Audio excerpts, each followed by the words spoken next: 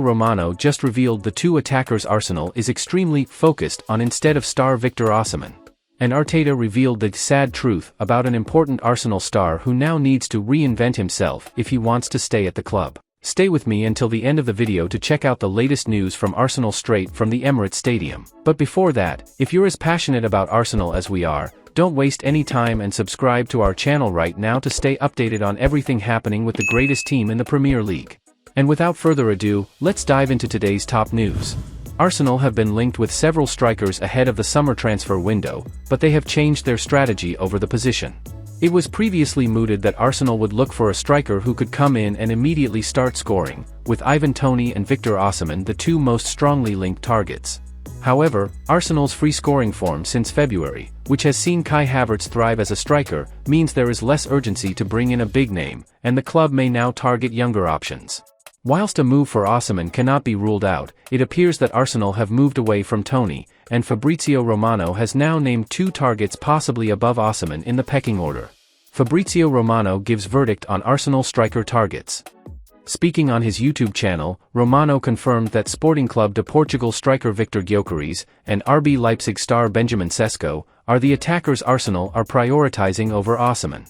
I'm always receiving many questions on Victor Osimhen. Many clubs around Europe appreciate him, like Chelsea, PSG, also Arsenal, but Arsenal are focused on players like Gyökeres or Sesko. Sesko is also on the list at Chelsea, he stated. Sesko has scored 11 goals for Leipzig this season, in 35 games across all competitions, but the 20-year-old is being eyed up for his vast potential. His combination of height, speed and powerful finishing means his ceiling is high, and he impressed in the Champions League against Real Madrid in the round of 16. The Slovenian has a £43 million release clause, potentially making him an excellent value long-term signing. Gyökeres has been outstanding for Sporting, and is the highest-scoring player in European football with 36 goals and 15 assists in 41 games. The former Coventry striker is older than Osimhen at 25, but may have a favourable injury record and transfer fee, and Mikel Arteta may see him as the quality finisher and all-round forward to complete his side. Either striker could come in and be given time to settle, rather than being expected to deliver immediately, and after an adaptation period, they may have the potential to be the world-class finisher to take Arsenal's attack up another level. Special Arsenal, Man United target now has clear preference for £73 million transfer. Joshua Zirkzee is earning interest from Arsenal, AC Milan and Manchester United for the summer transfer window, and the Bologna forward now has a clear preference. Strikers are set to play a key role in the upcoming sales as sides from across Europe strive to take their attacks to a higher level. Mikel Arteta is one manager exploring the market for his next centre-forward at Arsenal, where Gabriel Jesus and Eddie Nketiah have had difficulties. Erik ten Hag is also bidding to build on Rasmus Højlund's first season at Manchester United. The 21-year-old made the move from Serie A to the Premier League that Emirates Stadium and Old Trafford Chiefs are considering for Zirkzee. He also has 7 goals in 22 games yet. Manchester United now want to add to Højlund but will face competition from Arsenal in a tug-of-war over Zirkzee's transfer. Arteta is examining the 22-year-old's merit after watching Jesus struggle with injuries all season and Nketiah manage just 5 goals in 25 appearances. Nketiah has also not scored since hitting a hat-trick against Sheffield United in October.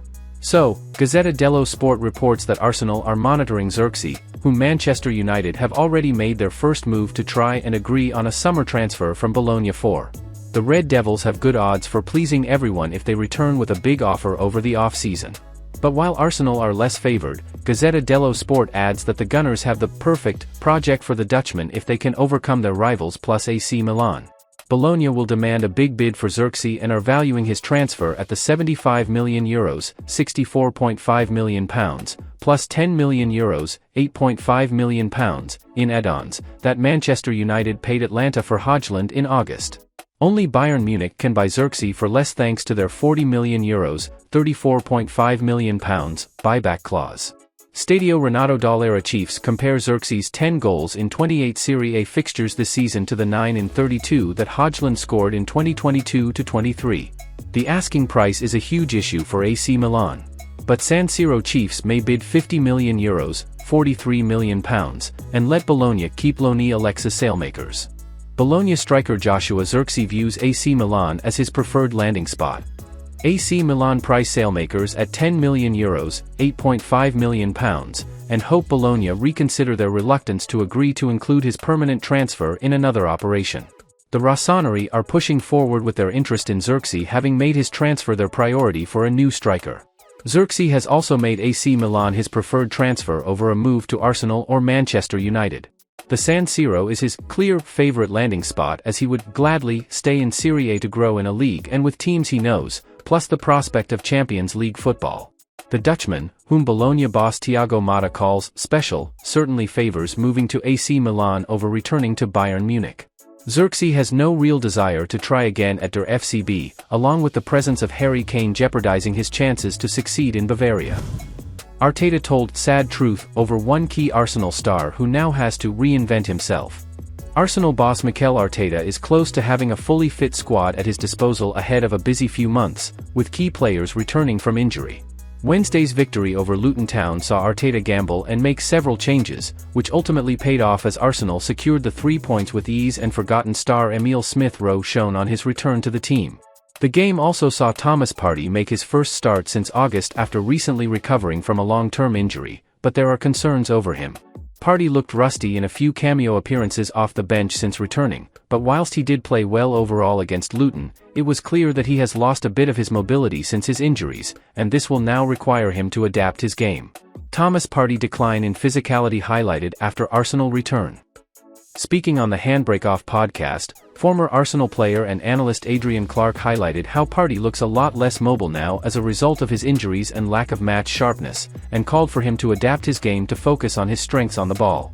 It's a strange one because he's a really powerful runner, or that's always been one of his big strengths, especially the way he powers through down the middle, he stated.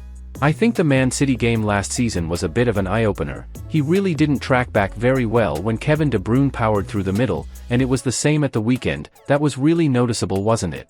When Declan Rice lost the ball, he got back very quickly and won it, but when the same thing happened to Thomas, he looked like he had a rucksack on his back. I think he has lost a little bit of athleticism. I think that is the sad truth. He's into his 30s, he's had quite a lot of injuries, so maybe that's understandable. He's going to have to adapt his game. He's going to have to be more of a thinking footballer, like Jorginho, to stay at the very top level, Thomas Partey, because that was one of his key assets, and if that's diminished, he has to reinvent himself a little bit.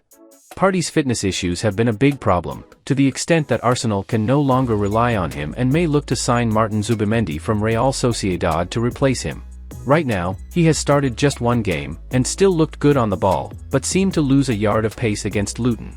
It may just be a question of regaining match sharpness with more match practice, but if he has lost some physicality, he will need to play alongside Declan Rice to help cover for him, and adapt his game to focus on his on-ball excellence, which is how Jorginho is currently thriving in midfield for Arsenal. Well folks, those were the main news for today. If you enjoyed the video and want to stay updated on everything happening with our beloved team, you know what to do. Subscribe to the channel now and hit the bell icon so you don't miss any updates. Thanks for joining us, and until the next video.